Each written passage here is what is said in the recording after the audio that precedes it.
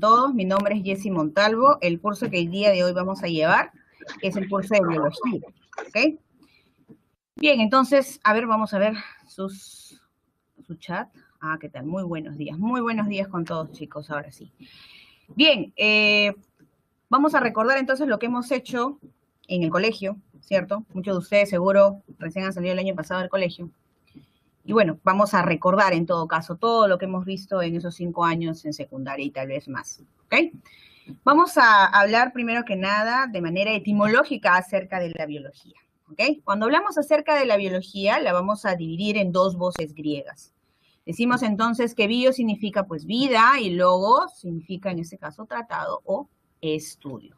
Pero la biología es más que eso, la biología es una ciencia que va a estudiar pues la vida, ¿no? Ahí dice la ciencia de la vida. La podemos definir de muchas maneras, ¿ok? Cuando nosotros hablamos de biología, podemos decir que es una ciencia que va a estudiar, en ese caso, no solamente los seres vivos, sino que esos seres vivos, cómo se relacionan con otros, cómo se relaciona con su forma, con su estructura, con su funcionamiento, con la herencia, con la interacción precisamente, no solamente con otros seres vivos, sino con el mismo medio ambiente, ¿ok? Ahora, esta palabra biología aparece o es acuñada por primera vez, propuesta por Jean-Baptiste de Monnet. Es preciso que nosotros tengamos que recordar a este personaje. ¿Por qué? Porque muchas veces nos han preguntado en admisión, ¿sí? En los años por lo menos 70, 90, han vuelto a preguntar acerca de quién, acerca de él. ¿Ok? Entonces tenemos que tomar en cuenta a este personaje. Luego lo vamos a ver también, evidentemente, cuando veamos teorías evolutivas, por ejemplo. Allí también lo vamos a volver a recordar a la marca. Jean-Baptiste de Monnet es la marca. Bien, como habíamos comenzado diciendo, la biología es una ciencia, y si es una ciencia, entonces tiene que apoyarse de otras disciplinas. Por sí sola no va a explicar a los seres vivos, ella necesita apoyarse de otras disciplinas. Y ahí tenemos, por ejemplo, pues a la bioquímica. Cuando hablamos acerca de la bioquímica, estamos hablando pues de dos disciplinas, no solamente de la biología, sino también de ¿quién? De la química. Es que los seres vivos se componen de ¿qué? Se componen químicamente. Y si decimos químicamente, yo me voy a acordar de ¿quién? Me voy a acordar pues de los elementos químicos de la tabla periódica. Y es así, claro que sí, eso es lo que está estudiando los elementos, está estudiando las moléculas, los compuestos químicos que se encuentran en los seres vivos, ¿ok? Luego tenemos aquí a la biofísica, y es otra disciplina en la cual la biología necesita de la física para explicar fenómenos que van a ocurrir en los seres vivos, aquellas relaciones energéticas que ocurren en él. Aquellos procesos bioeléctricos, como por ejemplo, pues, la función nervios, la función músculos, el oído, es la que nos va a explicar, por ejemplo, cómo es que el agua puede ascender desde las raíces hacia las demás partes de la planta, en contra de la gravedad, ¿no? Ella nos va a explicar eso.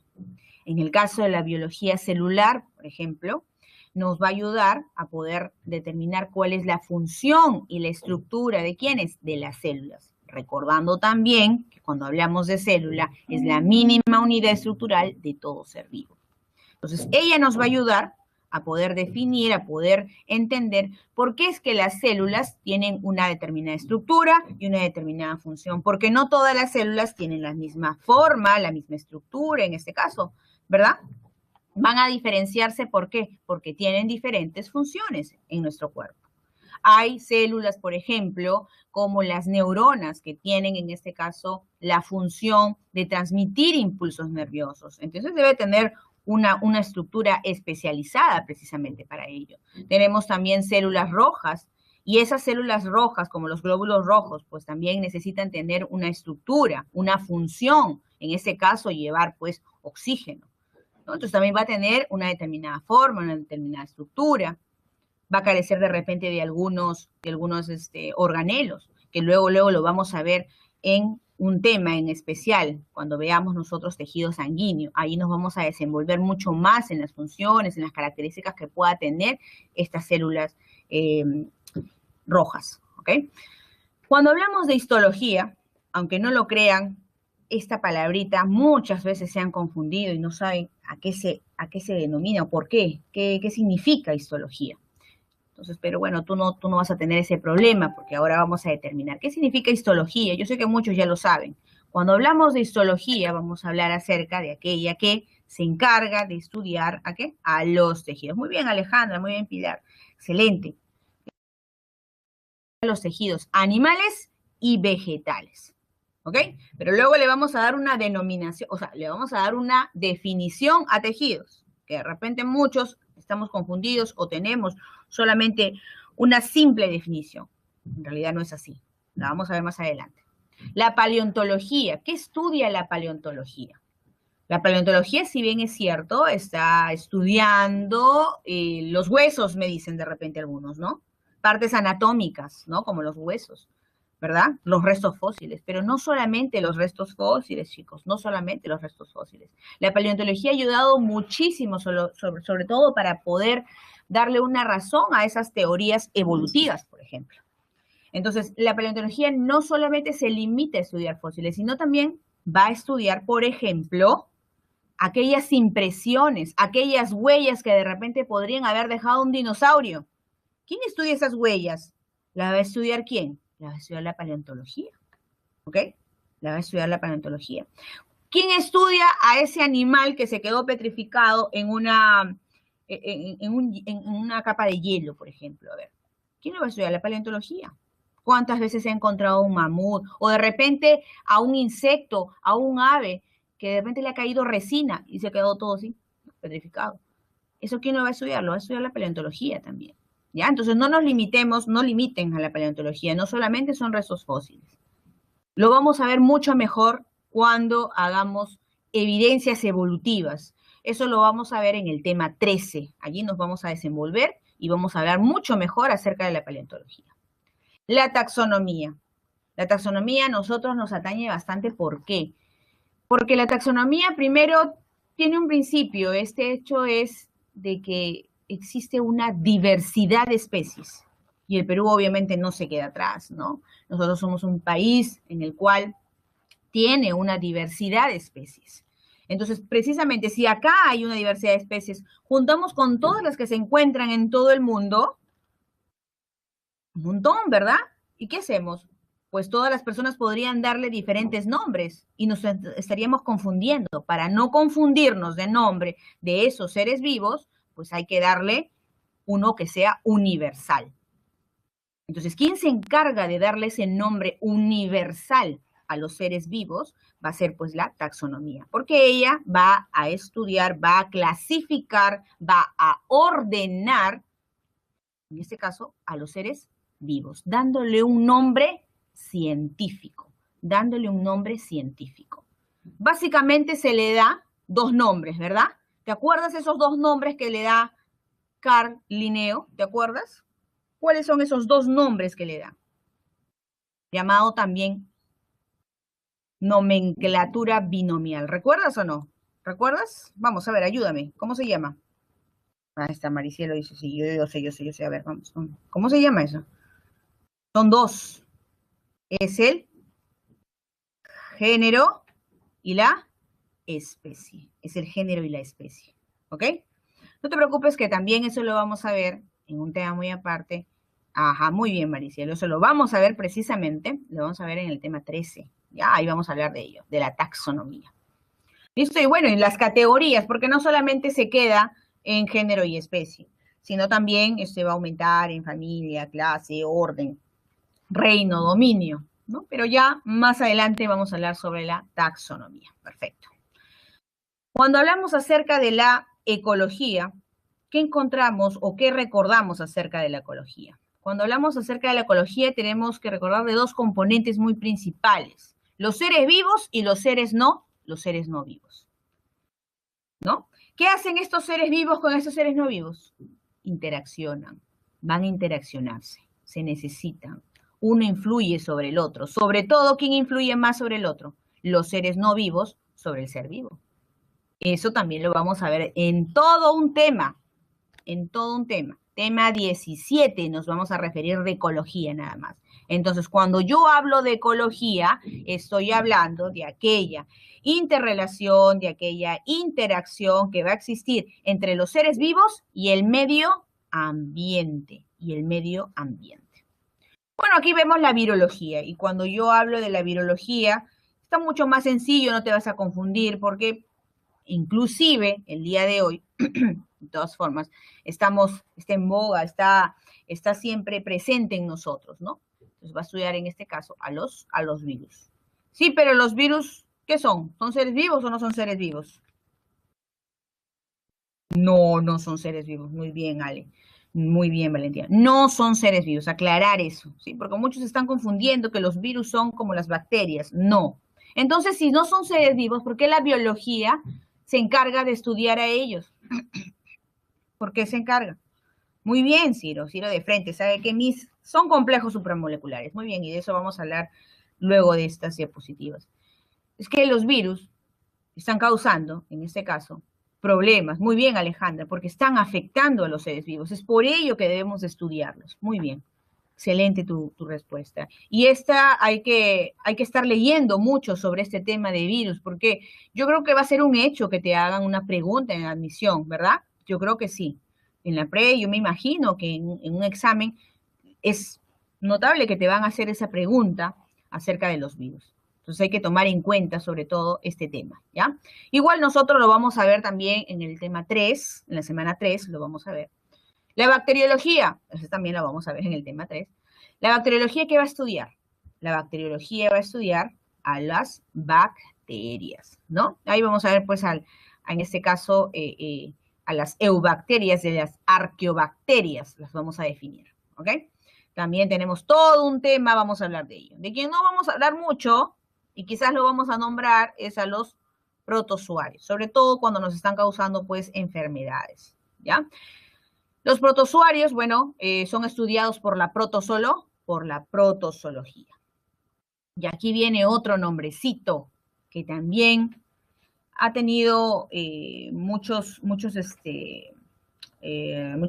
alumnos se confunden con otra más. A ver, vamos a ver, te voy a colocar acá, no sé si voy a poder con este lápiz, y me vas a decir si confunde o no confunde. Uno es micología y el otro, ¿cómo se llama? Que es parecido, la malacología. La malacología. ¿Qué estudia la micología? ¿Qué estudia la micología? La micología va a estudiar los honguitos, ¿verdad? Claro que sí. Pero también hay otra palabra muy parecida, y la voy a poner acá abajito,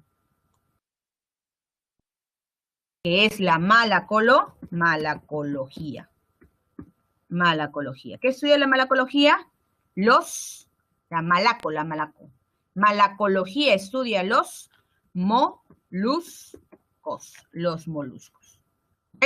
Entonces son dos palabras que de repente son parecidas, ¿ok? Pero, muy bien, pero han sido preguntas precisamente de admisión. Entonces puede traer algunas confusiones, por eso que las estoy colocando. Ya una cosa es micología y la otra es malacología.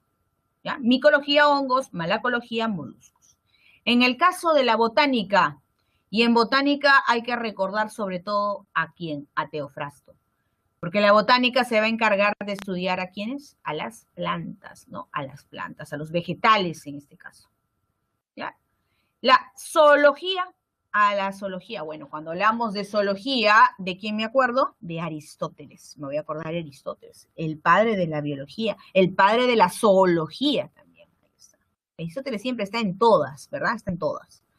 Entonces, la zoología va a estudiar en este caso, pues, a los animales. Obviamente tú ya sabes que existen, pues, una variedad de animales y, bueno, de ahí van a haber, pues, una diversidad, pues, también de disciplinas que se van a desprender de la zoología. La etología, ¿qué estudia la etología? Vamos, muy bien, Ale. El comportamiento de los seres vivos. Muy bien. La genética, ¿qué va a estudiar la genética? Vamos, ¿qué estudia la genética? Estudia los genes. ¿Genes? ¿Así? ¿Estudia los genes? No, estudia los genes. La genética lo que va a estudiar viene a ser la herencia. La herencia y la variación, ojo, la herencia y la variación que existe en los seres vivos. Claro que sí. O sea que va a estudiar esos rasgos, esos caracteres que yo heredo de mis antecesores. O sea, lo que he heredado de mi papá, lo que he heredado de mi mamá. Pero tranquilo, si todavía no lo entiendes, tenemos 2 clases donde vamos a hablar de genética. Tema 11 y tema 12 vamos a hablar de genética. Genética mendeliana, genética no mendeliana, genética del sexo, vamos a ver todo eso. ¿Ya? Entonces, por ahora, hay que tomar en cuenta que la genética va a estudiar la herencia y la variación en los seres vivos. ¿Y la evolución? ¿Qué estudia la evolución? La evolución lo que va a estudiar son aquellos cambios que se van a dar en los seres vivos a través del tiempo. Ahora, esos cambios que se dan en los seres vivos a través del tiempo puede darse por cuestiones que suceden en el ambiente. Eso lo vamos a explicar mucho mejor cuando hablemos de adaptación, porque de todas maneras, cuando hablamos de evolución, está involucrado la palabra adaptación. Entonces, evolución, ¿qué significa? Son aquellos cambios de los seres vivos, ¿no? A través del tiempo, ¿ok? A través del tiempo. Listo. Vamos a pasar entonces a la siguiente, que nos tenemos preparado. Bien, como te dije, como la biología es una ciencia, entonces ella tiene que basarse en un método científico. Muchos de ustedes, pues lo que van a hacer terminando la carrera, ¿verdad? O antes, porque ustedes tienen que hacerlo antes, van a generar pues su proyecto de tesis, ¿no? Y tienen que seguir ciertos pasos para poder entonces, claro, sí, vas a hacer tu tesis, por supuesto. Ustedes ni bien entran, ya deben estar preguntando, o cómo van a hacer para su tesis, no demoren, no vaya a ser que a última hora, ¿no? Como muchos de nosotros de repente, ¿no? Vayan a terminar más tarde, entonces, porque eso demanda de un tiempo, ¿ya? Demanda de un tiempo para hacer su tesis. Y sí, lo tienen que hacer, de todas maneras. Como de lugar, van a tener que realizar su tesis. Entonces, es necesario conocer como básicamente el método científico, ¿ok? Entonces, cuando hablamos del método científico, vamos a hablar pues que el método científico tiene características. Es que el método científico es planificado. Vamos a poner acá, vamos a poner acá. El método científico es planificado, es planificado. ¿Qué más podemos decir del método científico? Aparte de ser planificado. Es ordenadito, es ordenado, ¿ok? Es ordenado. Listo. Y además, lo más importante, busca soluciones. Busca soluciones. ¿Ok? Ahí está. Ese es principalmente lo que se puede mencionar acerca del método científico.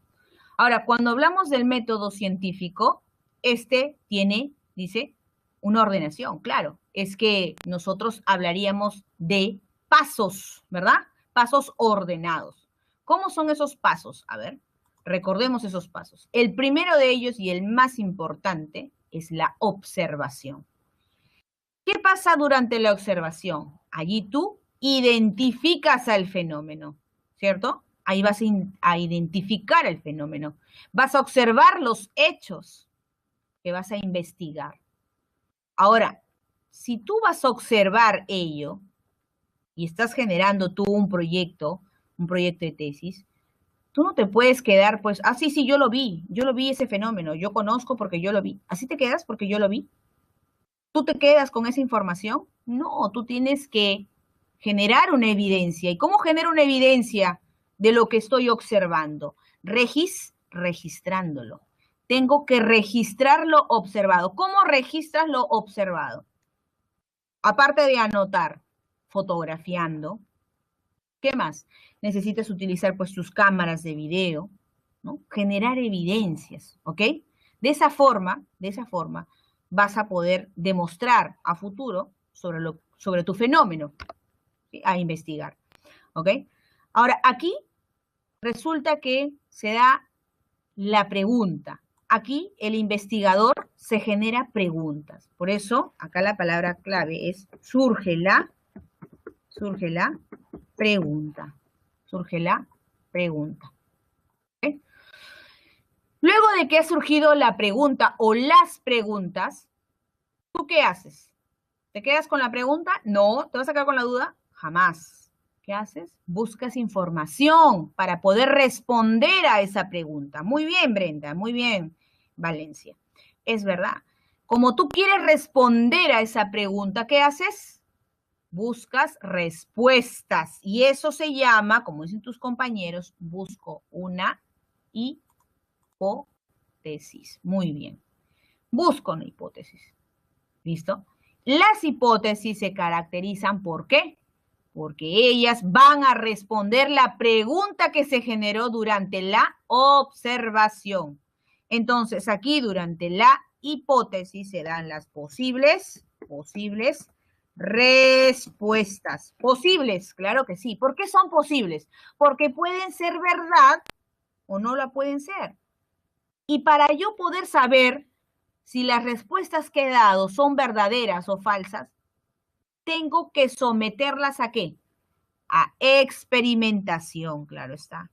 Las tengo que someter a experimentación. ¿Por qué? Porque la experimentación, ¿qué hace? La experimentación, palabra clave de experimentación, ella va a comprobar. Ella comprueba. Comprobación.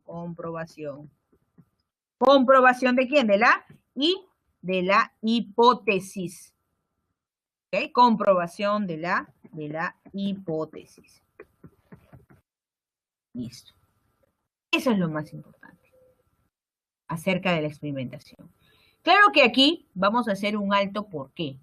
Porque cuando hablamos nosotros de experimentación, esto va a constar o va en este caso a incluir de dos factores muy importantes, de dos grupos. Pero eso va a depender de tu investigación, ¿ah? ¿Ok? Va a depender de tu investigación. Sobre todo para aquellos que van a ir al área de ciencias, tienen que de todas maneras realizar o tienen que de todas maneras incluir en este paso del método científico dos grupos. ¿Cuáles son esos grupos de los cuales tiene que incluir la experimentación? Y ya lo han preguntado, ¿ah? Ya lo han preguntado. Muy bien, Brian. Ya lo han preguntado en misión. O sea, estás revisando los exámenes anteriores. Muy bien. Claro que sí. Incluye dos grupos, el grupo control y el grupo experimental. Muy bien. Grupo control. Ojo con ello, ¿ah? Pregunta de misión, ¿eh? Grupo control y el grupo experimental. Bien, el grupo experimental. ¿Qué diferencias hay? Bueno, en realidad su mismo nombre lo dice. El grupo experimental es aquel que va a sufrir precisamente pues los cambios. Va a ser aquel se le va a someter a experimentación. Solo a ellos se le va a suministrar de repente alguna medicina que quiero probar. En cambio el control no. Al control no le vamos a hacer nada, se queda como tal. Solo el único que sufre cambios, entre comillas, es el grupo experimental. Por eso, a este grupo experimental se le denomina también factor variable. Ojo, esa era una respuesta. Esa era la respuesta a una pregunta acerca de este grupo experimental. Se le denomina factor variable. ¿Ok? Listo. ¿Quién más tenemos? Una vez que hayamos realizado la experimentación, esta me va a dar ¿qué? Resultados, ¿no? Me va a dar resultados, claro está. Esos resultados que yo voy a encontrar son aquellas anotaciones de las observaciones durante la experimentación. Es aquel que me va a dar los detalles que voy a obtener durante la experimentación. ¿Por qué estoy poniendo énfasis y te hablo y te repito esto? Porque sabes muy bien que esta clase está siendo grabada, entonces tú la vas a volver a repetir una y mil veces, ¿verdad?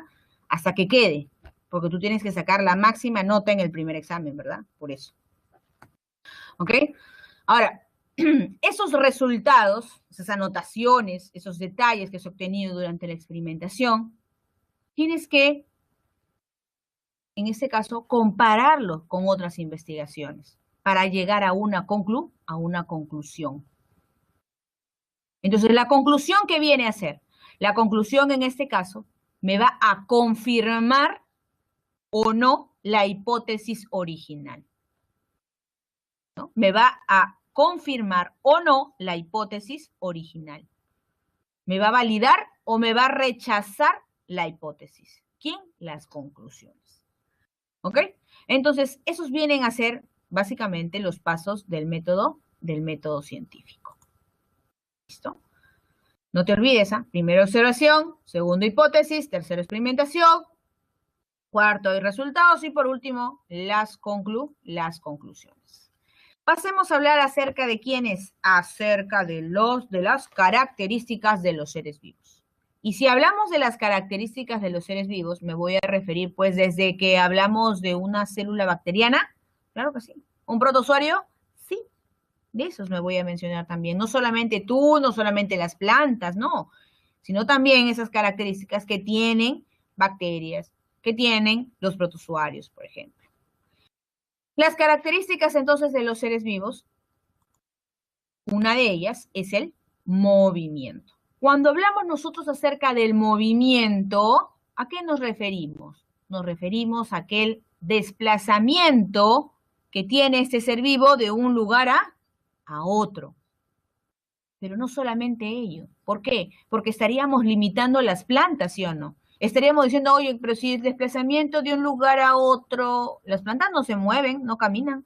Entonces no son seres vivos, de repente alguno podría decir. ¿Verdad? Claro, podría decir ello. Pero ¿qué sucede? Sucede que sí hay movimientos internos. Hay movimientos internos en las plantas. Sino, ¿cómo explicamos nosotros que una planta crezca? Si una planta crece, es porque está aumentando ¿de qué? En número de células. Y para que aumente en tamaño, su longitud ha tenido que, de abajo hacia arriba, ¿verdad? Entonces han tenido que moverse las células, ¿verdad? Una encima de otras. Han tenido que moverse.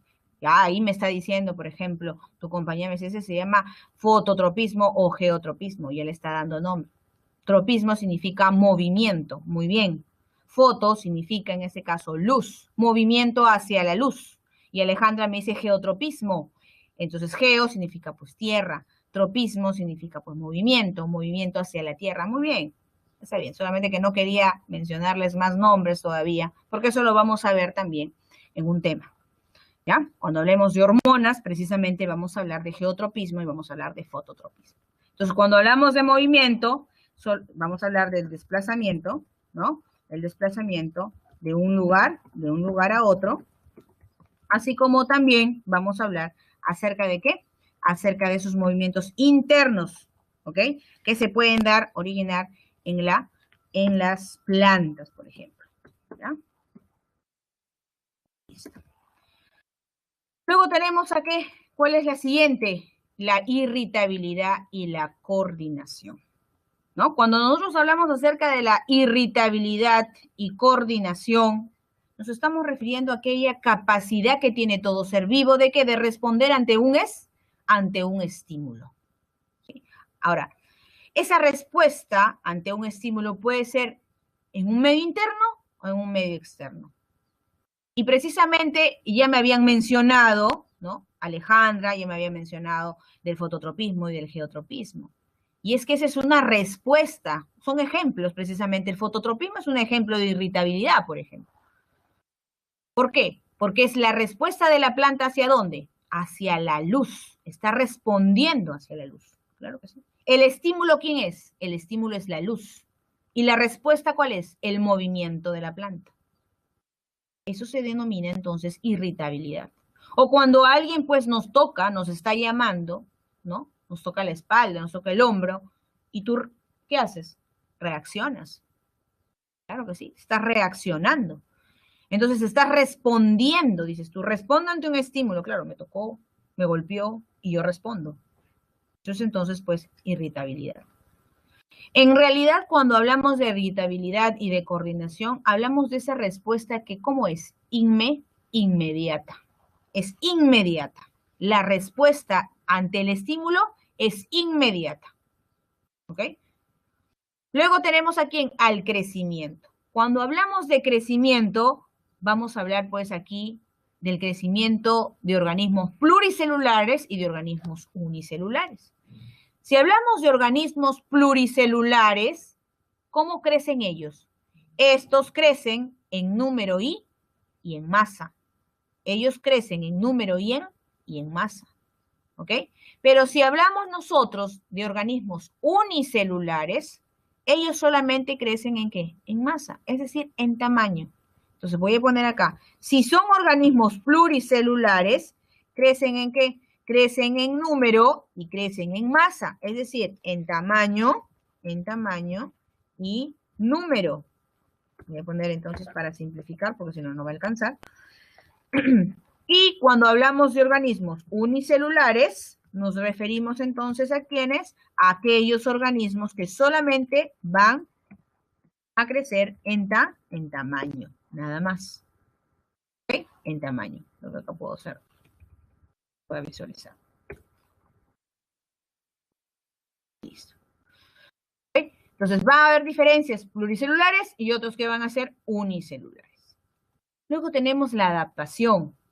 La adaptación, como cuarta característica de los seres vivos, también es importante porque eso le permite ¿qué?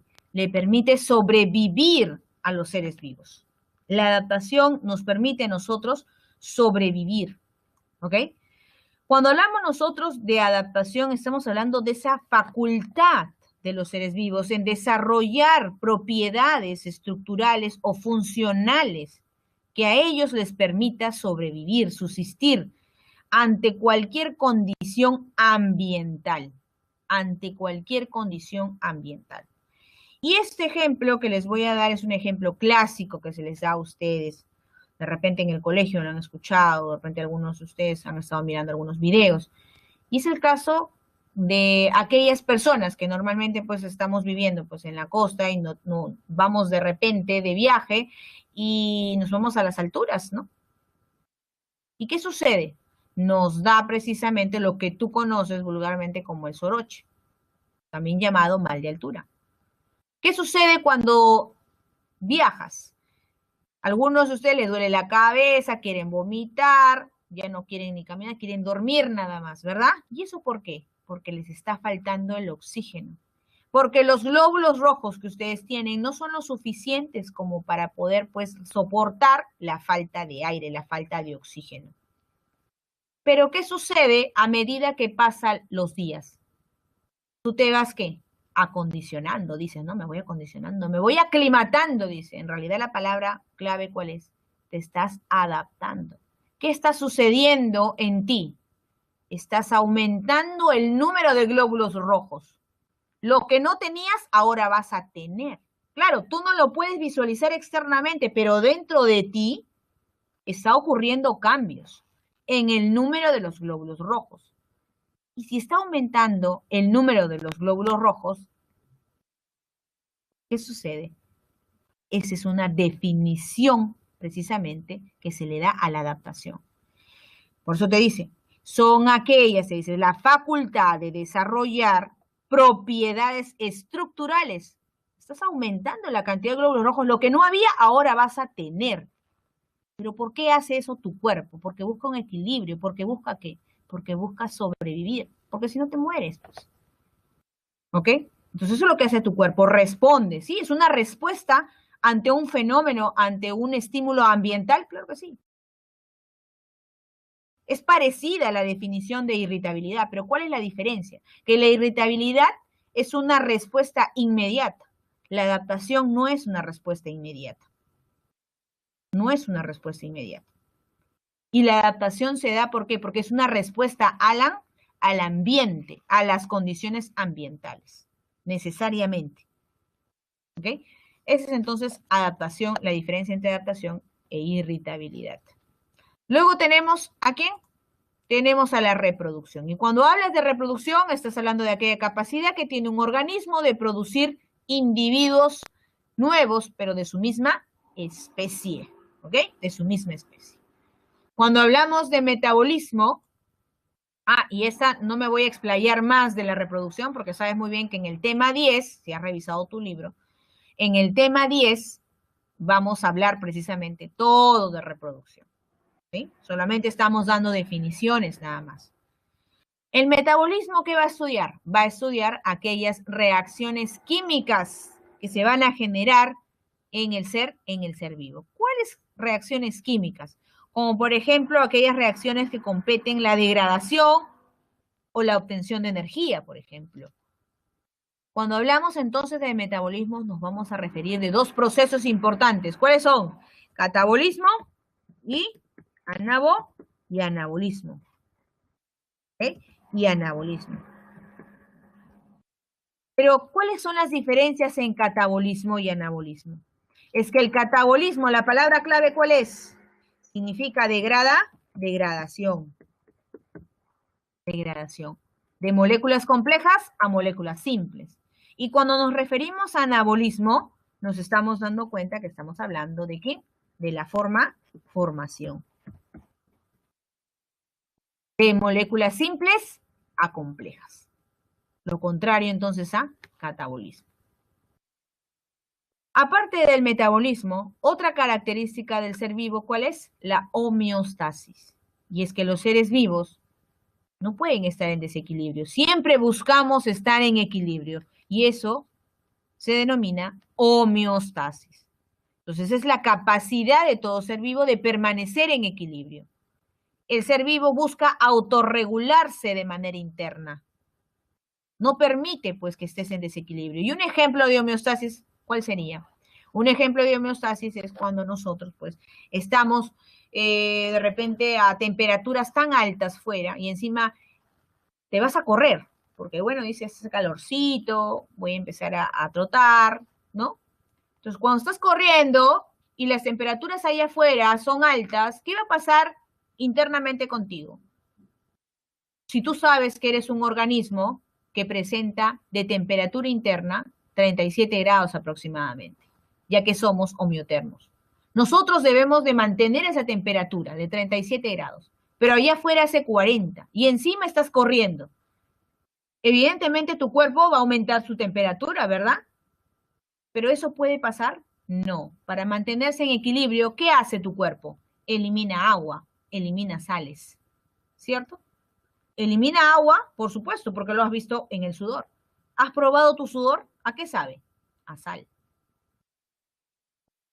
Entonces, tu cuerpo busca el equilibrio, busca estar en homeostasis. ¿Qué más tenemos? La organización específica. Y cuando tú hablas de organización específica, bueno, ese es el producto precisamente de una organización precisa desde varios niveles. ¿Quiénes son esos niveles? Vamos a ver entonces en la siguiente diapositiva.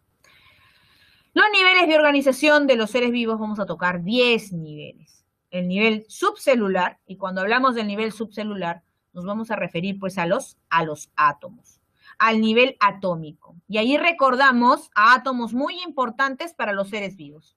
Sobre todo son estos 4 átomos principales de los seres vivos que abundan, ¿verdad? En los seres vivos. ¿Cuál es? El carbono, el hidrógeno, muy bien, el carbono, muy bien, Valencia, muy bien. Ya, Alejandra dice, mire, de frente es el chon. Ya está. Esos son los más importantes. Y dentro del carbono, hidrógeno, oxígeno y nitrógeno, el que más abunda es el carbono. ¿Ok? Es el carbono. Entonces, esos son ejemplos de qué? Del nivel subcelular atómico. Carbono, hidrógeno, oxígeno, nitrógeno, fósforo, azufre, etc. El nivel molecular, ¿cómo llegamos al nivel molecular? Cuando los átomos interaccionan entre sí. Entonces ahí obtengo que una molécula. Moléculas que son importantes para los seres vivos. ¿Cuáles son? El oxígeno. Muy bien, Ciro, ahorita lo vamos a nombrar. El oxígeno. ¿Quién más? El CO2, el agua. Muy bien, claro que sí. Claro que sí. El ATP me dice acá Alejandra, claro que sí. ¿Qué más? ¿Qué más sería? Ahí me mencionan los monómeros, precisamente, ¿de quiénes? Los aminoácidos están aquí, en el nivel molecular. ¿Quiénes más? Los nucleótidos. ¿Quiénes más? Los monosacáridos están aquí, en el nivel molecular. ¿Ok? Ahora, ¿esas moléculas pueden interaccionar? Claro que sí, pueden interaccionar. ¿Y formar qué?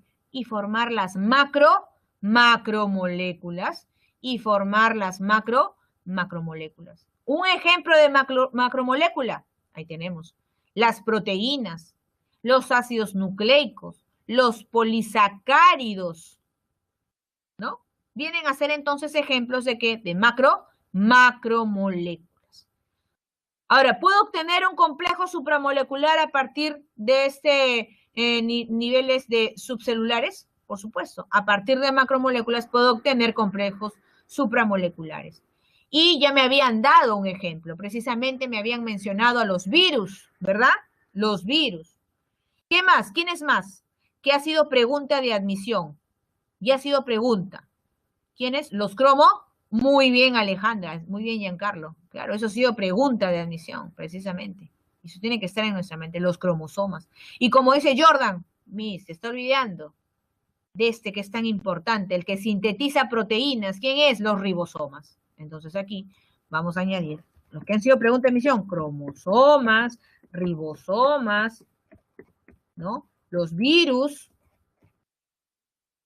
recurrente ha sido las preguntas y esas han sido las respuestas precisamente cuando nos preguntan sobre complejos supramoleculares.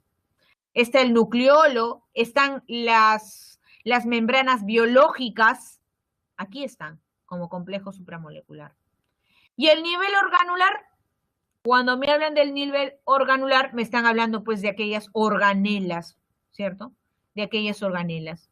¿Quiénes son esas organelas? Ahí está el ejemplo de una mitocondria, por ejemplo, ¿no? ¿Quién más? Están, pues, el núcleo, los lisosomas, el cloroplasto, el retículo endoplasmático liso, el retículo endoplasmático rugoso. Muy bien. Maricielo dice, las organelas. Y lo vamos a ver en todo un tema, explicación de cada uno de ellos, las funciones de cada uno de ellos. ¿Ok? Ahora, cuando esas organelas, ¿no? En este caso, están todas ellas interactuando, pues van a formar componentes de qué? De una célula, del nivel celular. Recordar que la célula viene a ser la mínima estructura biológica que tiene funciones, ¿verdad? Que tienen funciones biológicas. Entonces, aquí podemos obtener como célula a una célula, por ejemplo, bacteriana, a una célula como la neurona, a un hepatocito, a un miocito. ¿Son ejemplos de qué? De célula. El nivel tisular. ¿Qué es el nivel tisular? ¿Es el conjunto de células verdadero o falso? Si te ponen así. ¿Verdadero o falso? A ver. Ya, sí, tiene que ver, sí, está bien, tiene que ver con tejidos, claro que sí. Alejandra dice, tienen que esas células cumplir, y ahí falta algo, ¿ah? Cumplir una misma función. Claro, muy bien, Ciro, es falso. No puedo decir que el nivel tisular sea ¿qué? Sea el conjunto de células. No puedo decir eso. Debo decir algo que me defina mejor el nivel tisular. Es el conjunto de células que tienen igual función, igual estructura, igual origen. ¿Ok? Eso es lo importante aquí en ese nivel tisular. Cuidado entonces con los verdaderos y falsos. ¿Ah? Si te dicen que el nivel tisular es el conjunto de células, alzazo. Debe decir, perdón, ¿cómo va a decir conjunto de células? O sea, que tú vas a juntar las células de la neurona más las células de tu hígado, ya pues voy a formar un tejido. No, deben tener la misma función, la misma estructura, el mismo origen. ¿Ok? Cuando hablamos del nivel organológico, voy a hablar, evidentemente, de los órganos aquí. Cuidado con esta palabra que confunden mucho con el nivel organular, ¿eh? Mucho cuidado. Cuando me hablan del nivel organológico, se están refiriendo a aquella asociación de esos tejidos. Cuando los tejidos se van a asociar. Esa es la asociación de tejidos. ¿Ok? Es la asociación de tejidos. El nivel sistémico va a abarcar en este caso al conjunto de esos órganos para cumplir funciones, ¿qué? Funciones específicas. Allá. Entonces, si yo hablo de un sistema, debo de hablar de un conjunto de órganos, como por ejemplo, ¿quién puede ser? A ver, si yo quiero hablar del sistema digestivo, ¿a quién me voy a referir? Estómago. ¿A quién me voy a referir? No sé, intestino delgado, intestino grueso. Y estoy sumando, ¿qué? Estoy sumando órganos. Cuando hablo del sistema circulatorio, el conjunto de órganos, ¿cuáles serían para que me dé un sistema circulatorio? Necesito ahí, pues, al tejido sanguíneo, necesito allí las venas, las arterias, necesito el corazón, ¿verdad? Estoy sumando ahí, ¿qué? Estoy sumando ahí órganos. Todo ese conjunto de órganos que me van a dar un sistema. ¿Y un individuo? ¿Quién es? Un individuo, que también se le denomina, pues, especie, ¿no? Claro que sí. Que se denomina en este caso especie. Estos individuos, ¿qué es lo que tienen? Bueno, tienen las mismas características, ¿verdad? La especie humana, decimos, ¿ok? A ver, voy a parar acá porque creo que alguien me está escribiendo acá. Ah, ya. Mire, aparato y sistema. Ya. Por ejemplo, ustedes han escuchado aparato circulatorio, ¿verdad? ¿Han escuchado aparato circulatorio? Ya. ¿Por qué dicen aparato circulatorio? ¿Es lo mismo que sistema circulatorio? No, no va a ser lo mismo. Pues. Por ejemplo, cuando tú hablas de aparato, vas a unir aquí, en este caso, dos sistemas. El circulatorio, el sistema circulatorio. Cuando tú hablas del sistema circulatorio más el sistema linfático, ambos forman el aparato circulatorio. ¿Ya? Cuando sumas estos dos para una misma finalidad, esos dos sistemas tienen la misma finalidad. Y eso lo vamos a ver precisamente cuando hablemos de circulación. Ahí vamos a hablar del sistema linfático y vamos a hablar del sistema circulatorio. Y eso se denomina aparato circulatorio, porque todos tienen un fin, la circulación precisamente pues de la sangre. ¿Ok? Entonces, es la suma en este caso de esos dos sistemas. El linfático más el sistema circulatorio me va a dar el aparato circulatorio. ¿Ok? Cuando hablamos entonces de individuos, nos estamos refiriendo a una especie. ¿Ya? A una especie. Compleja, obviamente. Tiene varios componentes. Entre ellos, componentes como varios sistemas. Sistema reproductor, sistema respiratorio, sistema digestivo, ¿no? Ahora, esos individuos, esas especies, ¿ok? Esas especies, interaccionan entre sí, entre las mismas especies, ¿o no? Claro que sí. Nosotros los seres humanos interaccionamos entre nosotros mismos. ¿Y a eso qué se le denomina? A eso se le denomina población. El conjunto de individuos me va a dar una población. ¿Verdadero o falso? Preguntas. Pregunta de admisión. ¿Verdadero o falso? Falsazo, dice Brian. Yo se dice verdadero. Otro me dice falso. Falso. No, es falsazo, pues falsazo. No puedo quedarme con el conjunto de individuos. ¿Qué más me falta aquí? ¿Qué más me falta? Si bien es cierto, es el conjunto de individuos, ¿sí? Pero esos individuos, ¿cómo son? Iguales. Entonces voy a poner acá. Deben de ser de igual especie. ¿Qué más? Muy bien Alejandra. ¿Qué más? Muy bien Brian. Deben de encontrarse ese conjunto de especies en el mismo espacio y mismo tiempo. Igual espacio. Y voy a redundar colocando la palabra igual. Igual tiempo, porque es necesario. Yo sé que ustedes me dicen, es suficiente poner igual espacio, especie y tiempo. ¿Sí? Para que no se te olvide. Esos tres aspectos deben de cumplirse para que se llame población. ¿Ok? Esos tres aspectos. Entonces podríamos decir, ¿no? Las anchovetas, ¿no? Que se encontraron en el litoral peruano en el año 1992 durante el fenómeno del Niño. Perfecto. ¿Qué tiene todo ese texto? ¿A qué se refiere? A una población. Porque me están hablando de anchovetas, plural. Todas son las mismas especies. Ocupan igual espacio, claro, en el litoral peruano, en la costa. En el año 92, mismo tiempo. Cumple. ¿Y las comunidades quiénes son? Cuando me hablas, pues, de comunidad, me estás hablando, pues, de un conjunto de poblaciones. Por lo tanto, si es un conjunto de poblaciones, ¿pero cómo son? Diferentes. Muy bien.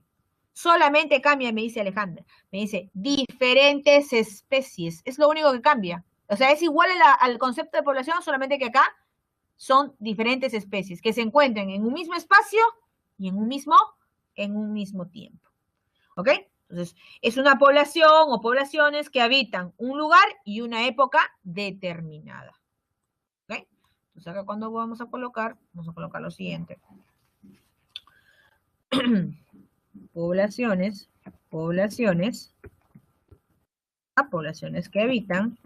que habitan un mismo lugar en una época determinada.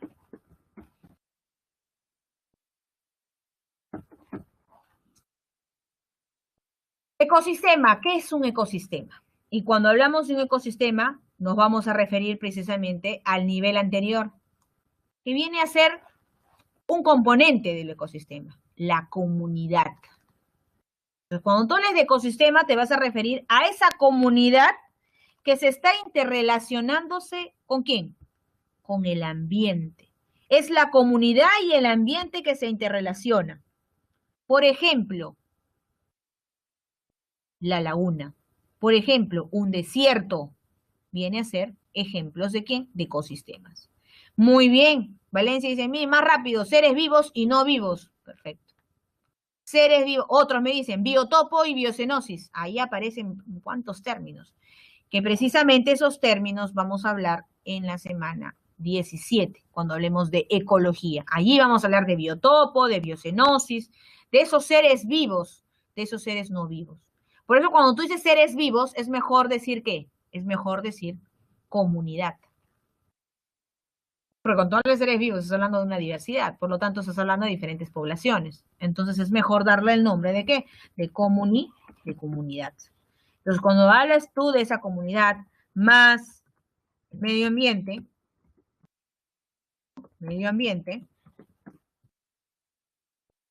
interrelacionándose.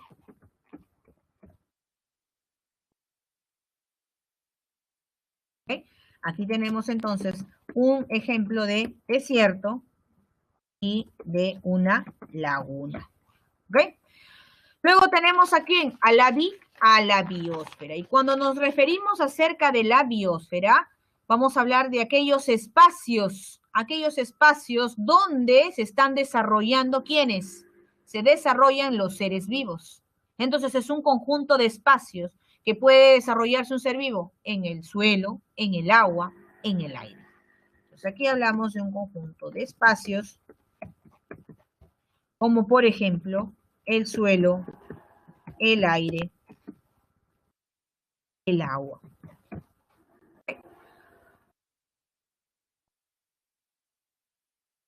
Listo.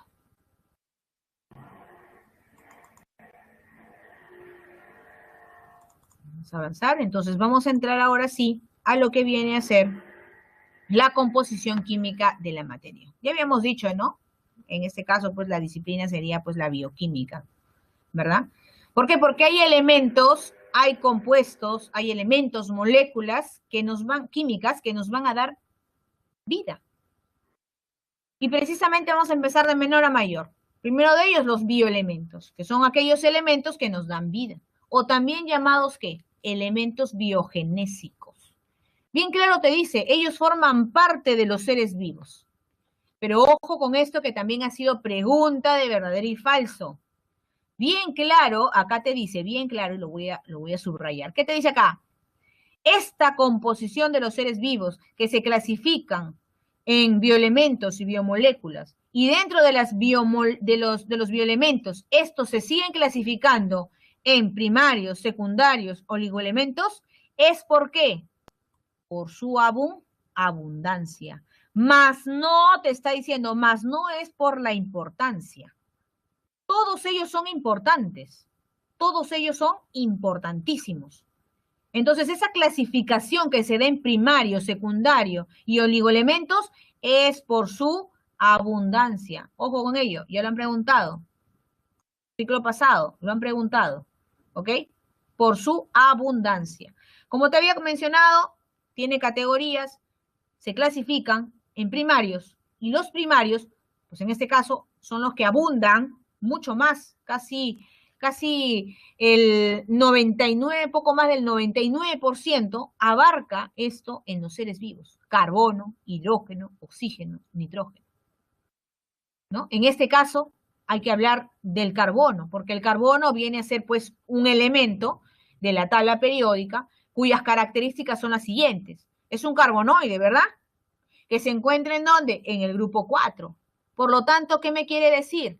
Este tiene la capacidad de enlazarse con 4 elementos más, ¿verdad? Puede compartir 4 electrones, ¿cierto? Para aquellos que están dominando ahí la química, porque eso tiene mucho que ver con química. La biología tiene mucho que ver con la química. Entonces, este carbono, ¿sí? El carbono tiene pues cierta electronegatividad, muy bien, y le permite llegar a ¿qué? A formar estabilidad con otros elementos, como dice Jordan. Claro que sí, esos enlaces son estables. Tiene 4 enlaces, se puede enlazar 4 veces el carbono, ¿ok? Los bioelementos en este, bueno, vamos a explicar cada uno de estos. Bueno, este es el que más abunda en nosotros, que es el carbono. Siempre el carbono va a ir unido, sobre todo de quién, de los hidrógenos. El oxígeno, en este caso, es un elemento que normalmente lo encontramos de forma molecular, y este forma parte de aquella molécula que nos permite respirar, ¿no? Sobre todo para los organismos aerobios. El nitrógeno, que forma parte pues de las proteínas. Los bioelementos secundarios. Los bioelementos secundarios se encuentran en una cantidad aproximadamente de 0.7% en los seres vivos. Y ahí tienes el azufre, tienes también al fósforo, al magnesio, al calcio, ¿no? Cada uno de ellos tiene una función en los seres vivos. Por ejemplo, el azufre forma parte ¿de quién? El azufre puede formar parte de las proteínas. El fósforo viene a ser un elemento que forma parte de una molécula energética, que hace un momento me lo mencionaron, el ATP. Muy bien, Jordan. El magnesio, que forma parte ¿de quién? De la clorofila. ¿Por qué es importante el magnesio aquí entonces, si forma parte de la clorofila? Porque gracias a la clorofila, que es un pigmento de color verde, permite la fotosíntesis. ¿Qué más tienes? Tienes al calcio. Y el calcio, bueno, sirve pues para las contracciones musculares. Las vamos a ver actuando durante la sinapsis entre las células nerviosas. También están formando, en este caso, parte de los minerales, componentes principales en los huesos. El sodio, el potasio, que forman parte de las transmisiones nerviosas, del impulso nervioso. Lo vamos a ver eso en el axón, vamos a explicar eso en el tema 9. El cloro, que permite también el balance del agua. El hierro, que forma parte de la sangre, ¿verdad? El hierro que forma parte de la sangre, específicamente de la hemoglobina. Recordar que la hemoglobina es un pigmento, ¿ok? En este caso, que se encuentra sobre todo en los vertebrados, ¿ok? Los oligoelementos son elementos en los cuales se encuentran en cantidades muy, pero muy pequeñas. Por eso les dicen ínfimas, bien pequeñísimas. Pero eso no significa que no sean importantes. Son importantes. Y ahí tienes aquí en el manganeso. Mn es manganeso. Recuerda tu clase de química. Es el manganeso. El manganeso sirve pues para la formación de los huesos. El cobre ¿para qué sirve? Al igual que el hierro, tienen funciones similares, pero solo que el cobre está presente en los invertebrados, ¿ok? Sí, también en los cloroplastos, pero sobre todo esto tiene más relevancia cuando hablamos muy bien de los invertebrados, y ahí me está aclarando Maricielo, me dice, es la hemocianina, Miss. La hemocianina es aquella que contiene cobre. ¿Y qué es la hemocianina? Forma parte, en este caso, pues, de la hemolinfa, que es un fluido, ¿no?, parecido a la sangre de los vertebrados, pero que se encuentra en los invertebrados. Entonces, ¿la función cuál sería? Transporte de gases, ¿ya? Transporte de gases, ¿ok? Muy bien, respira. Por eso me dice, es un pigmento respiratorio de los invertebrados. Muy bien. Pero ojo, de algunos invertebrados, Maricielo. Eso lo vamos a aclarar mucho mejor cuando llevemos circulación. ¿Ok?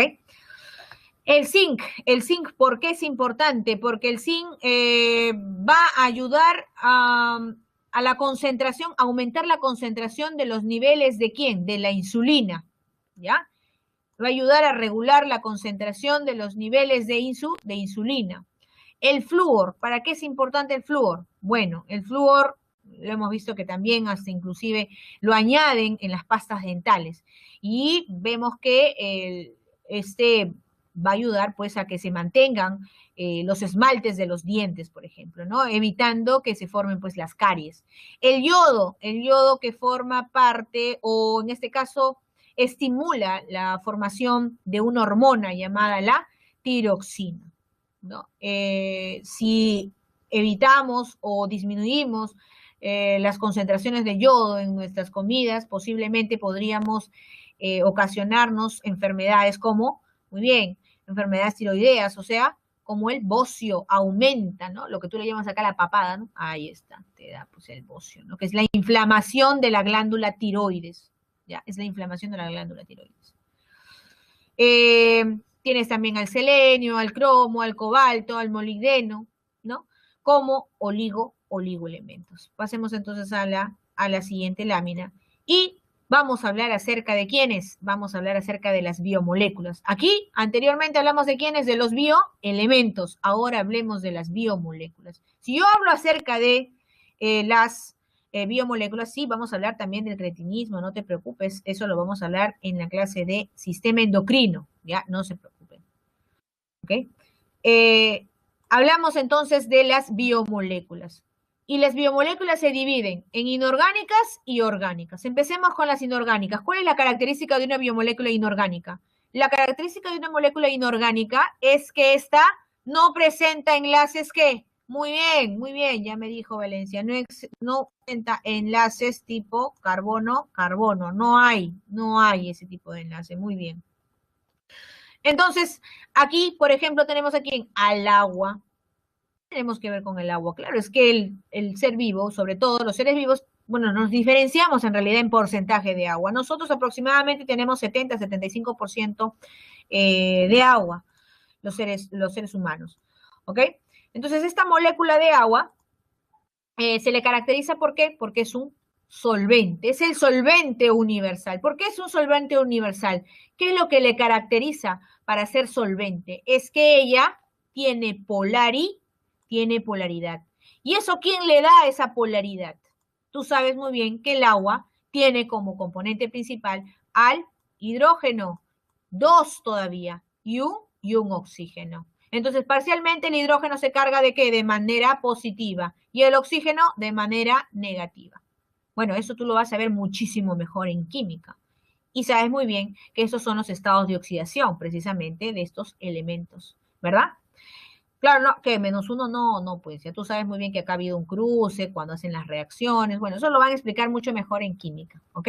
Sabes muy bien que el estado de oxidación del oxígeno viene a ser ¿cuánto menos? -2, por lo general, claro está, porque hay excepciones, ¿verdad? Cuando forman peróxidos, ¿ok? Pero bueno, ya eso le preguntas mucho mejor a tu profe de química. ¿Listo? Porque estamos con biología, ¿ok? Entonces, esta polaridad precisamente que tiene polo positivo, polo negativo, es lo que le ayuda a ¿qué? A disociar otros componentes. Por eso se le denomina solvente universal, ¿ya? Solvente universal, por la polaridad. O sea que si yo añado pues un detergente, no sé, una pintura, ahí está, y le añado agua, esa pintura tiene cargas. Si esa pintura tiene cargas negativas, ¿con quién se va a unir? Con el positivo. ¿De quién? Del agua, con el polo positivo del agua. Y de esa manera lo va a disociar. Si tengo un detergente, de repente ese detergente, supongamos, estoy poniendo así exagerando, es de carga positiva, ¿con quién se va a unir? Con el oxígeno. Y de esa manera lo va a disociar. ¿Ok? Entonces la polaridad es lo que ayuda precisamente a poder disociar los otros componentes, es decir, a disolverlos, a solventarlos. Bien, vamos a ver otra característica del agua. Tiene alta tensión superficial. Eso significa, mira, ve, que las moléculas de agua, como tienen polo positivo, polo negativo, ¿no? Ahí está, tiene polo positivo, tiene polo negativo. Viene otra molécula de agua, ¿y cómo se une con esta molécula de agua? Ah, acá sería el negativo y acá estaría el otro positivo. Y otra molécula de agua, negativo, positivo. ¿Te das cuenta que pueden formar qué cosa? Pueden cohesionarse, pueden unirse fuertemente mediante enlaces, puentes ¿de qué? Puentes de hidrógeno, ¿verdad? Ahí está, se pueden unir fuertemente y pueden generar, en este caso, ¿qué? ¿Qué pueden generar? Como una sábana en la cual puede patinar, por ejemplo, este insecto, que dicho sea de paso se le llama el insecto patinador. Entonces, la alta tensión superficial significa esa cohesión que hay entre molécula y molécula del agua. Muy bien, la molécula y molécula de agua. Claro, y ahí vamos a ver otros, de ahí se desprenden otras definiciones, como dice Ruth, la capilaridad. Claro que sí, que eso lo vamos a ver sobre todo para el ascenso del agua, ¿verdad?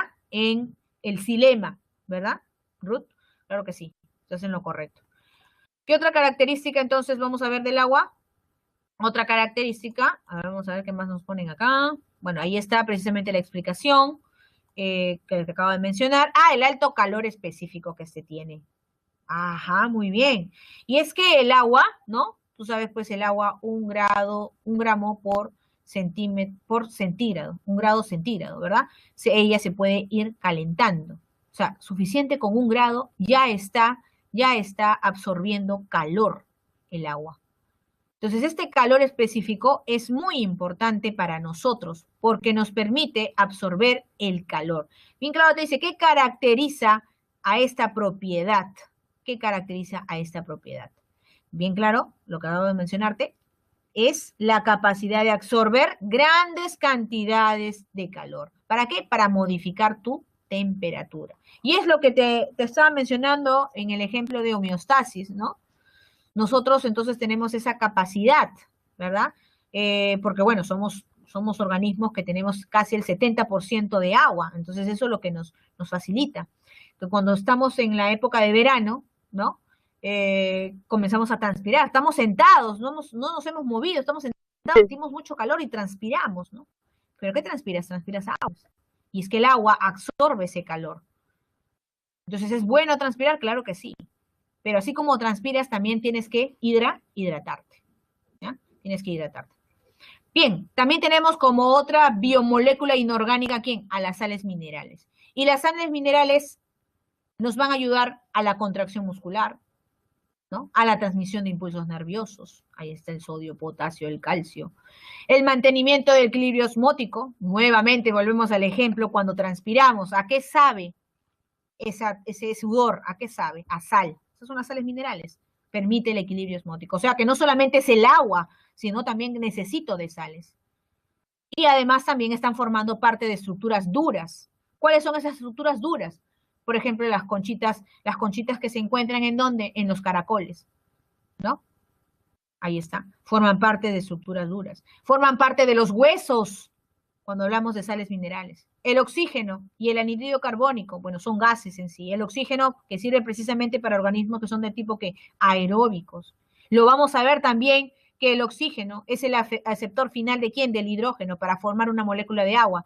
Y eso lo vamos a ver en el tema 5 cuando hablemos de la respiración celular. Y esto recuérdalo, ¿ah? Esto recuérdalo. Este es clave porque esto ha sido pregunta de examen de admisión. El aceptor final del oxígeno, ¿quién es? En este caso, el hidrógeno, ¿ya? El anhídrido carbónico es el CO2, ¿ok? El CO2 también es importante, ¿por qué? Porque este permite ¿qué? Este permite que se realice la fotosíntesis.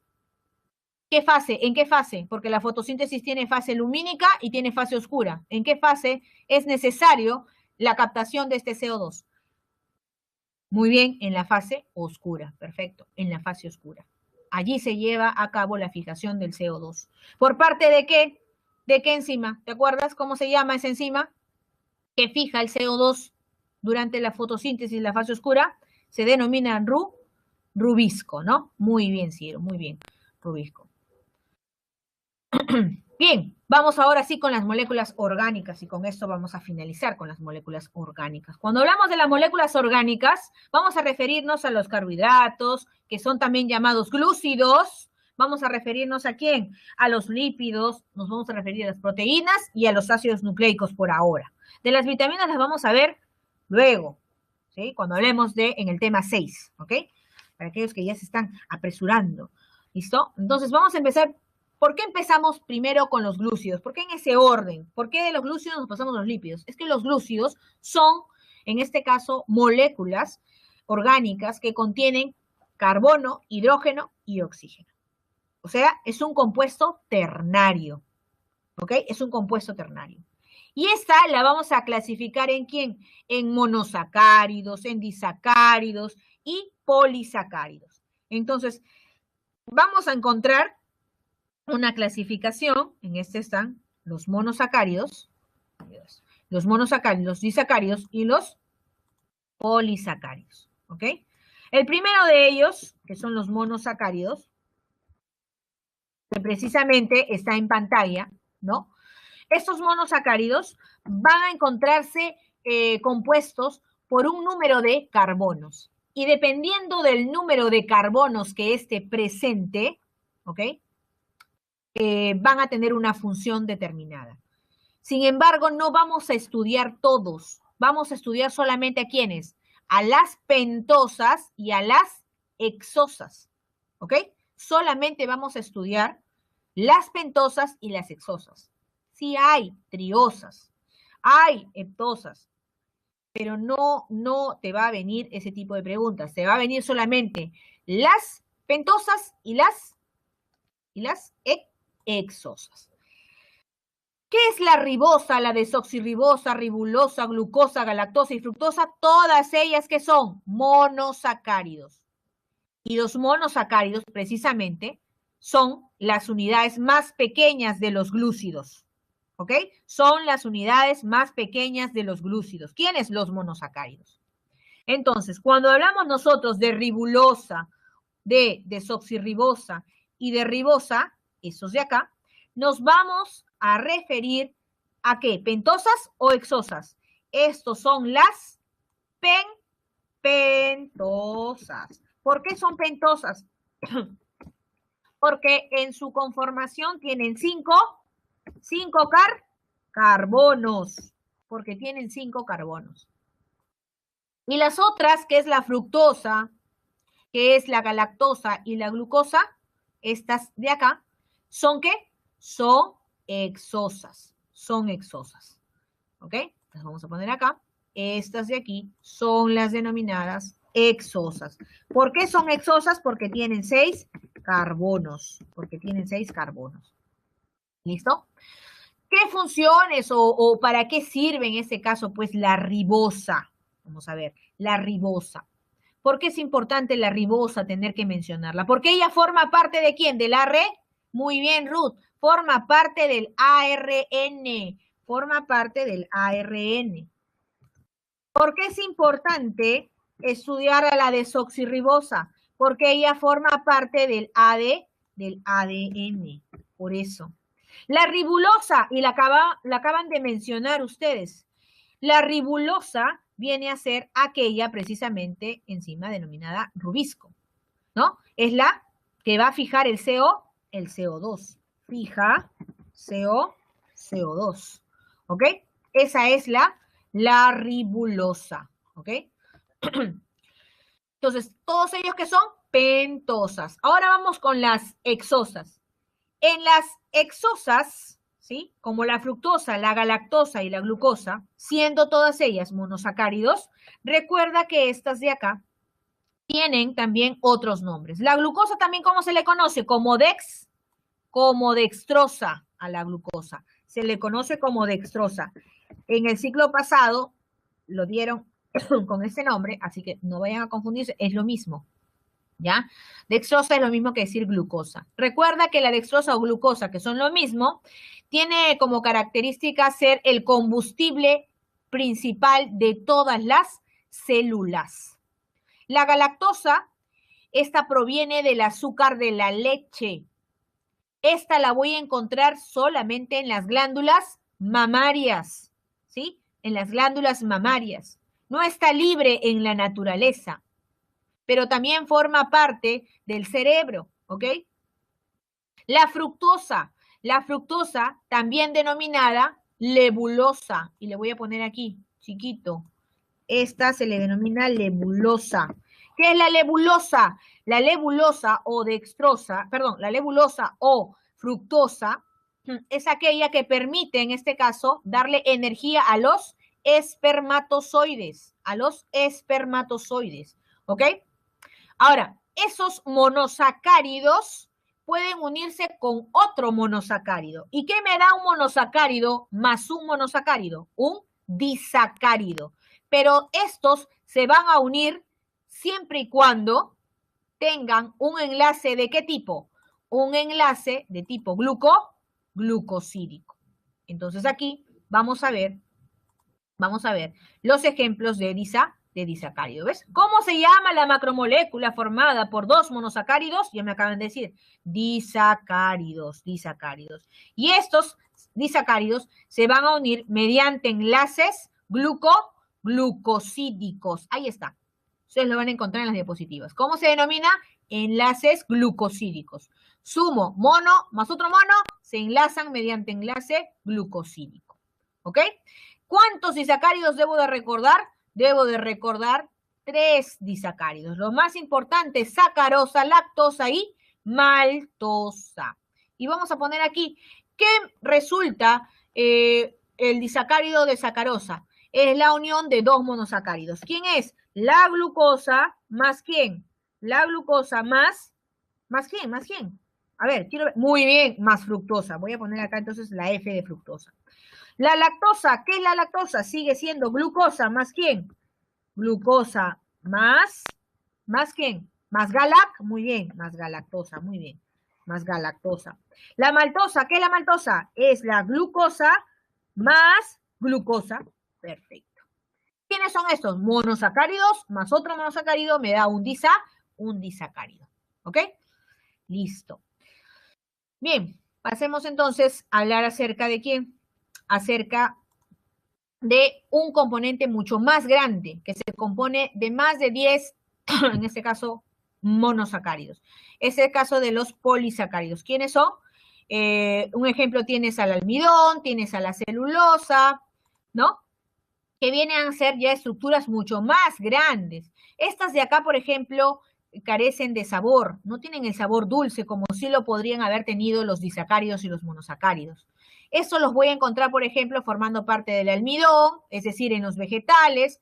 También un ejemplo de ello, ¿quién es? El glucógeno, ¿no? Y el glucógeno yo lo voy a encontrar, acá está escrito, el glucógeno lo voy a encontrar sobre todo en los animales, en los músculos, formando parte de los músculos, del hígado.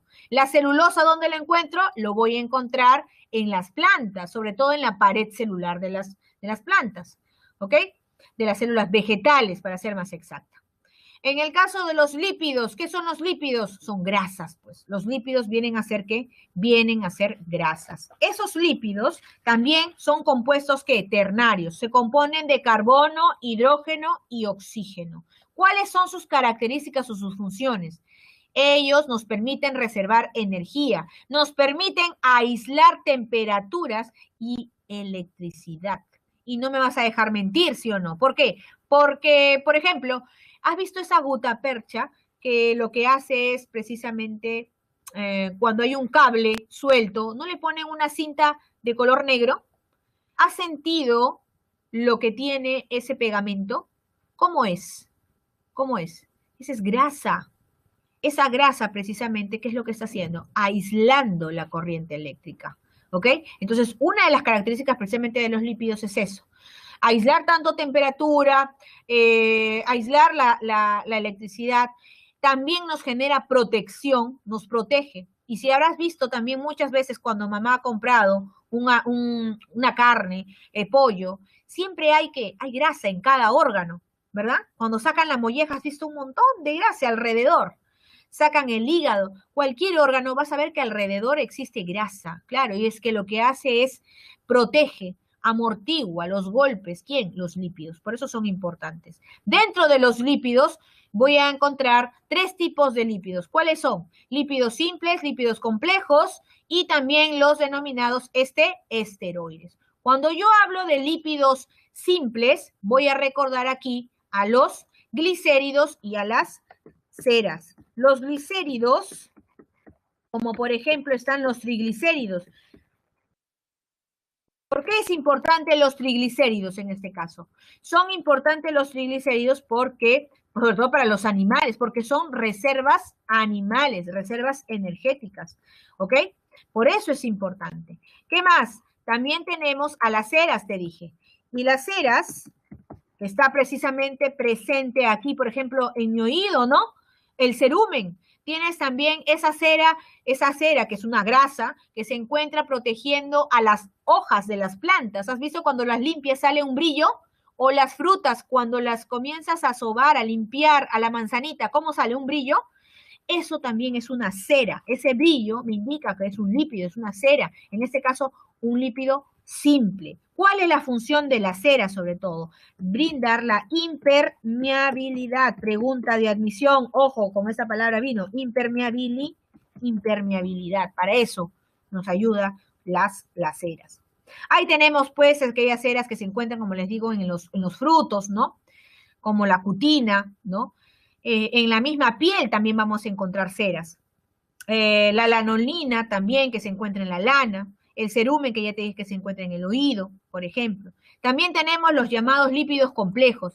Y aquí nosotros nos vamos a referir a aquellos lípidos complejos como los fosfolípidos. ¿Dónde voy a encontrar los fosfolípidos?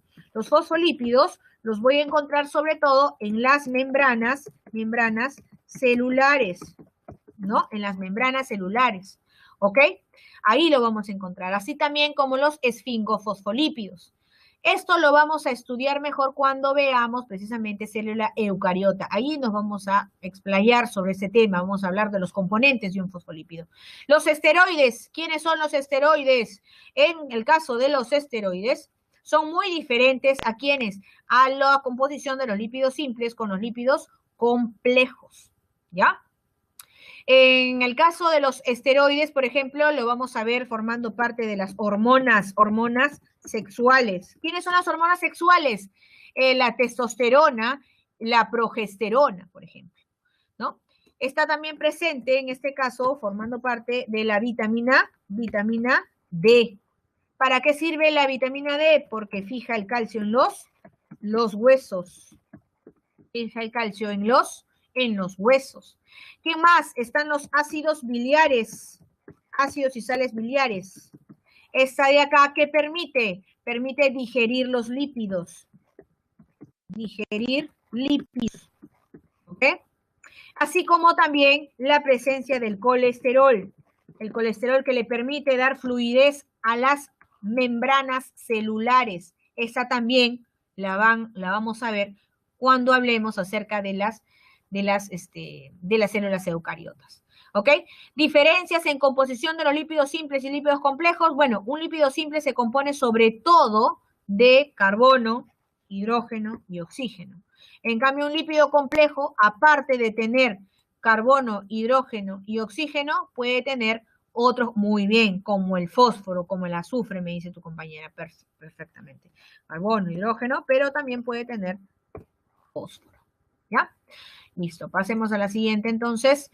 Y nos encontramos rápidamente con las proteínas. Y cuando hablamos acerca de las proteínas, vamos a hablar acerca de ¿quién? Acerca de esa molécula que se encuentra abundante en nuestro cuerpo. Las proteínas son las moléculas que se encuentran en abundancia en nosotros. Más que el agua, sí, más que el agua, las proteínas. ¿Ok?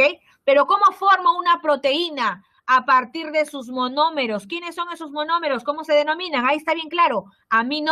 Aminoácidos. Pero para que estos aminoácidos formen una proteína, se tienen que enlazar. ¿Cómo se llama el enlace entre aminoácido y aminoácido? Se llama enlace peptídico. ¿Ok? Pero para ello hay que conocer precisamente a quién. Hay que conocer a esos aminoácidos. Esos aminoácidos, ¿sí? Ahí está, que son los monómeros de una proteína, esos aminoácidos se componen, bien claro dice acá, grupo amino, grupo, en este caso, carboxilo, y el central, que en este caso, pues, está constituido por un radical, que puede ser cualquiera, ¿no? El carbono y el hidrógeno. Esto no te preocupes porque está en tu material. En el material que a ustedes se les ha entregado, presenta esta estructura y está explicado precisamente cada parte. ¿Ya? Entonces, este de acá se une con otro aminoácido para formar una proteína, con muchos otros aminoácidos para formar proteínas. ¿Ok? Entonces, ¿cómo se llama ese enlace? Ya muchos ya se recordaron, es el enlace peptídico. ¿Ok? Ahora, cuando hablamos nosotros acerca de las proteínas, tenemos que hablar que ella, si bien es cierto, se encuentra en mayor cantidad en nosotros, ¿verdad? Se encuentra en mayor cantidad en nosotros. Entonces, ella debe estar generando funciones. Y es verdad, sí, genera muchísimas funciones. ¿Ok? Genera muchísimas funciones. Ahí está de lo que les hablaba el enlace peptídico. ¿Cuáles son esas funciones precisamente que tienen pues las proteínas? Y voy a agarrar todo este campo, voy a poner aquí, para recordar todos juntos cuáles son esas funciones que cumplen pues las proteínas. La primera de ellas, ¿cuál es? La hormonal. Y hace un ratito estaban mencionándolos algunos de ustedes. Y ahí está pues la insulina, ¿no? La insulina en este caso que se encarga de regular la concentración de glucosa en la sangre. La hormona del crecimiento, ¿no? La hormona del crecimiento. Ahí está, la hormona del crecimiento. La prolactina también está acá, el PRL. Ahí está. Prolactina.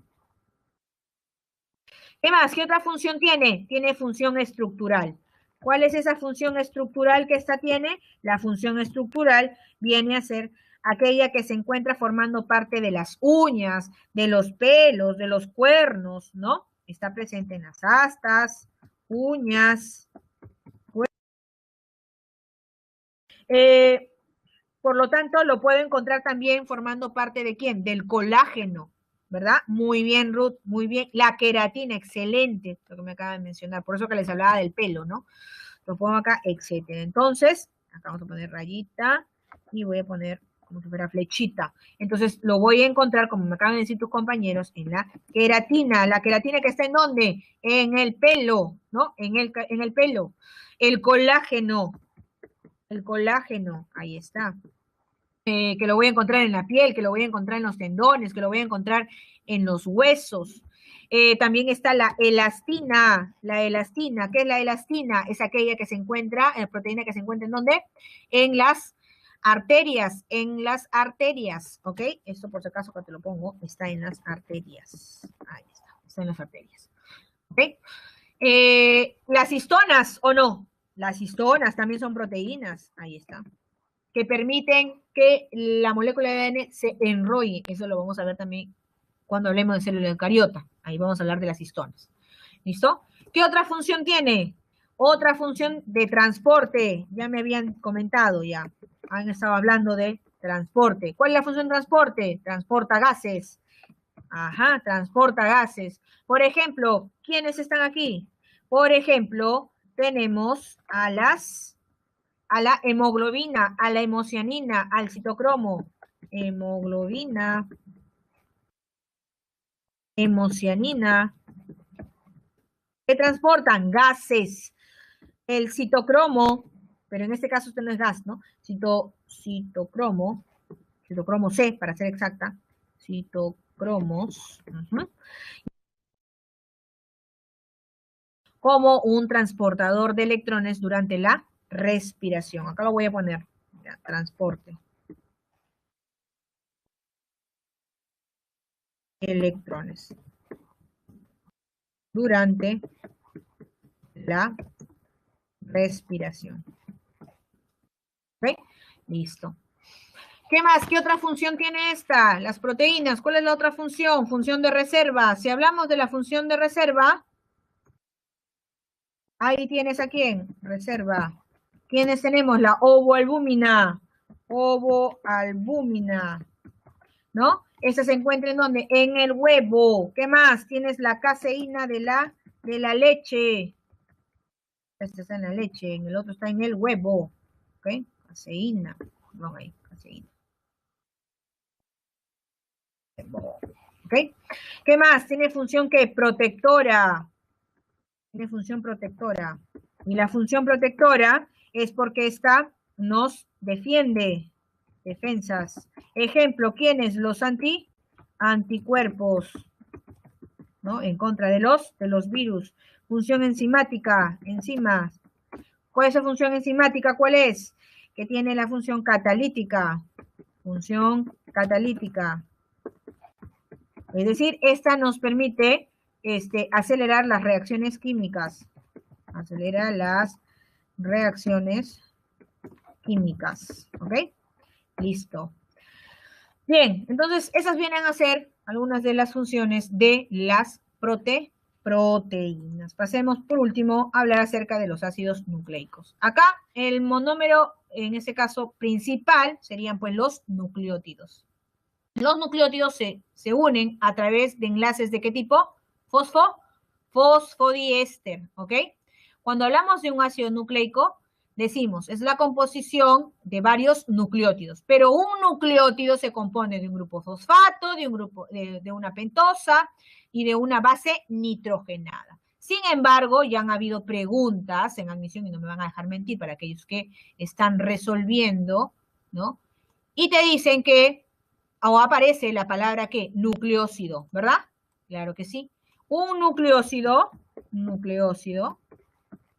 ahí está. Un nucleócido está compuesto ¿de quién? De una base nitrogenada y de una pentosa. ¿Ok? Entonces, cuando me hablan de nucleótido, puede ser grupo fosfato más nucleócido, que me da un nucleótido. Ahora, las bases nitrogenadas se dividen en dos. ¿Cuáles son? Las pirimidinas y las purinas. ¿Quiénes son las pirimidinas? Las pirimidinas son uracilo, citosina y timina. Y las purinas, adenina y guanina. ¿Ok? Adenina y guanina. ¿Listo? Esto, por favor, tienes que grabártelo muy, pero muy bien. ¿Ok? Entonces, yo necesito varios nucleótidos para poder generar una molécula de ADN. Vamos a ver qué más nos ayuda acá, esta lámina, sino para compartir. Voy a compartirles entonces una ventana donde tengo para poder aplicarle un poquito mejor. Cuando nosotros hablamos acerca de las moléculas de ADN, tú, ¿de qué te recuerdas? Tú te recuerdas que es una molécula que pues almacena, que pues transmite la información que genética. Esa es la función pues de los ácidos nucleicos, ¿no? Ahí aparece pues no solamente el ADN, sino también aparece pues el ARN, ¿ok? Entonces, ellas tienen la función de almacenar y de transmitir la información genética. Recuerda que es un conjunto de ¿qué? De nucleótidos, que se unen mediante enlaces ¿qué? Fosfodiéster. Se unen mediante enlaces fosfodiéster. ¿Listo? ¿Cuáles son sus componentes? ¿O de qué se compone una base nitrogenada? De pirimidinas y de purinas. ¿Ok? De pirimidinas y de purinas. ¿Quiénes son las pirimidinas? Uracilo, citosina y timina. ¿Quiénes son las purinas? Adenina y lo que viene a ser la guanina. ¿Ok? No te olvides, por favor, de esto. ¿Listo? Vamos a ver si que tenemos un poquito de tiempo para poder darles de una vez entonces las claves. ¿Ya? Vamos a ver aquí. Tenemos... acá está.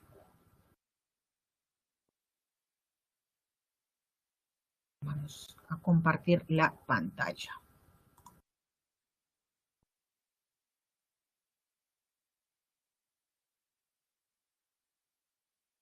Ya está.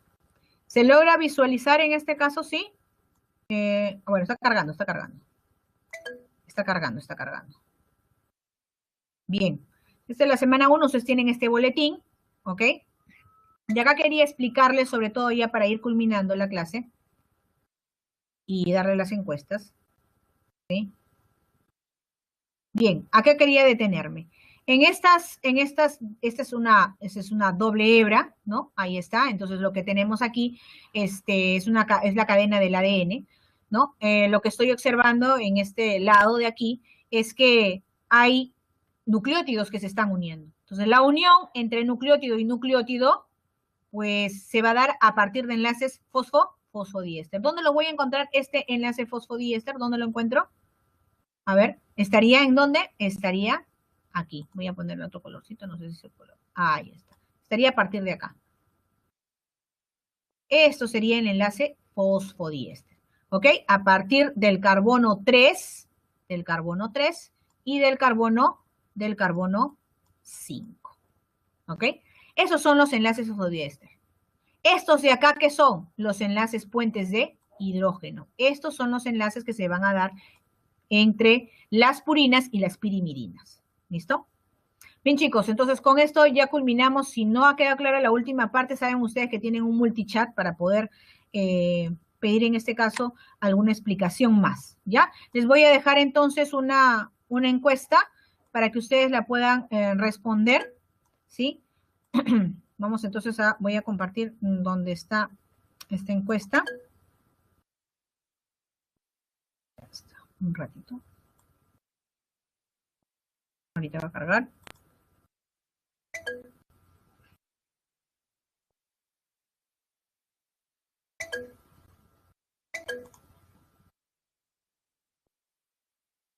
Listo, chicos.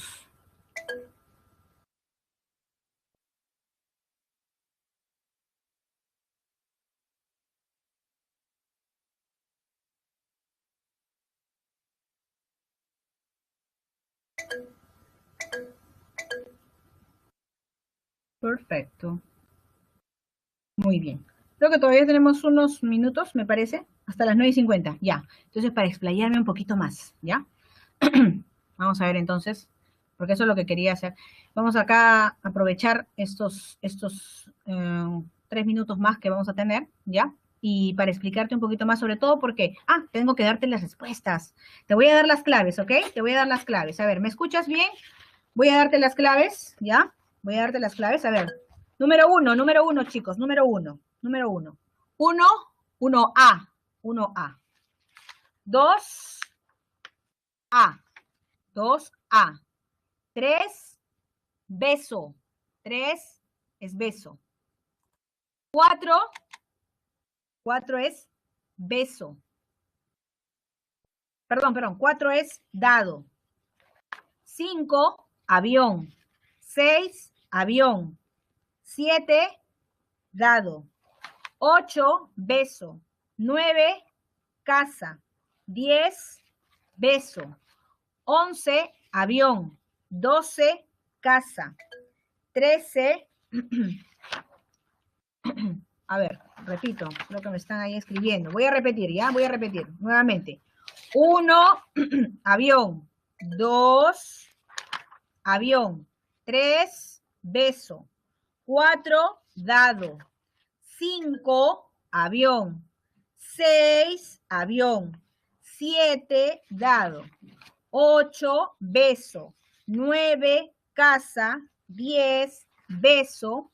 11, avión. 12, beso. 13, casa. 14, casa. 15, casa. ¿Ok? Vamos a ver aquí.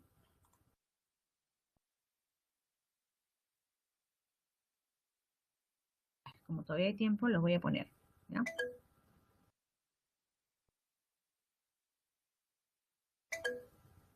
A ver. Listo.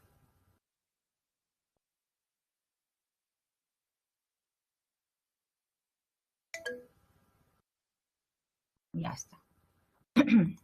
Entonces acá están las respuestas que les había dado, ¿ya? Más bien, discúlpenme por ahora que estaba en el otra aula, si no hubiéramos tenido unos minutos más, ¿ya? Ahí está la respuesta de la número 1, ¿no? Ahí está para aquellos que todavía no lo han copiado. Tienes también acá la segunda, ¿no? Ahí está la A, ¿no? La tercera, la cuarta, la quinta, la sexta y la séptima. Acá está la 8, que es beso, 9, que es casa, 10, que es beso, 11, que es avión, 12, que es beso, 13, que es casa, 14, casa y 15, casa. ¿Listo? Ya sabes, no te olvides de ingresar a tu multichat. Conmigo es entonces hasta la próxima semana. ¿Ya? Gracias, Miss. Sí. Voy a guardar esto.